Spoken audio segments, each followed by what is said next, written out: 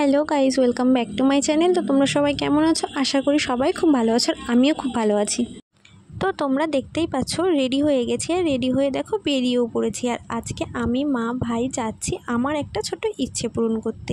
আর ইচ্ছে বললাম, ড্রিম বললাম না, তার কারণ হয়তো তোমাদের কাছে জিনিসটা অনেকটাই ছোট, বাট আমার কাছে না অনেকটাই বড়।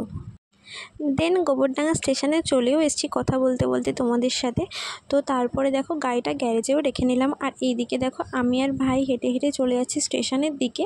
আর ও তো কিছুতেই ভিডিও করবে না, মাকে বললাম তাও যে একটু ভিডিওটা ধরে দাও, তাই একটু ধরে দিল। আর দুজনে মিলে দেখো হেঁটে হেঁটে যাচ্ছি। আর এদিকে দেখো মা টিকিটও কেটে নিচ্ছে, যেহেতু ট্রেনে করে যাব।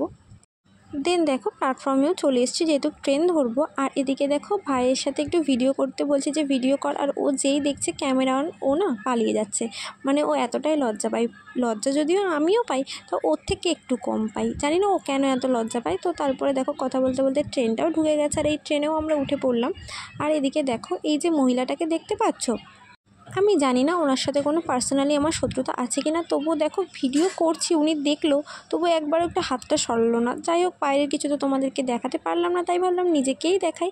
আর এদিকে দেখো কথা বলতে বলতে স্টেশনে চলেও আসলাম, যেখান থেকে আমি ওটা নেব। তো তোমাদের সাথে তো শেয়ারই করা হয়নি যে আমি কি নিতে এসেছি।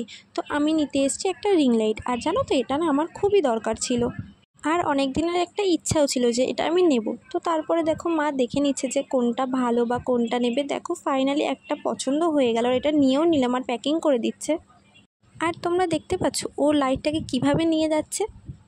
তো তারপরে কিছুক্ষণ ওয়েট করার পরে ট্রেনও চলে আসলো। আর এদিকে দেখতে পেয়েছো ভাইয়ের একটা চুপি চুপি ভিডিও করে নিয়েছে, আর ওই ভিডিওটা যদি জানতে পারে যে আমি করেছি, তাই তো ও আমাকে উড়াধুরা পিটানি দেবে।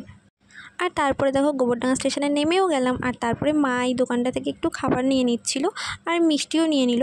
তো তারপরে দেখো গ্যারেজ থেকে গাড়িটা বেরও করে নিলাম, আর বের করে চলে যাচ্ছি বাড়ির দিকে। আর তারপরে দেখো শপিং মলটা বেশ অনেকটাই ভিড়। তো সেটা দেখে মাকে আমি বললাম যে মা, তুমি আমার পুজোর জামা কবে কিনে দেবে? মা বললো যে না, কিনে দেবো না তোকে। তো আর কি করব। আর তারপরেও মনে কষ্ট নিয়ে দাঁত বের করতে করতে দেখো রিং লাইটটাকে আনবক্সিং করে নিচ্ছি। আর জানো তো এই রিং লাইটটা না আমার অনেক দিনের শখ ছিল যে হ্যাঁ আমি একটা কিনবো। ফাইনালি আমি কিনেই নিলাম। আর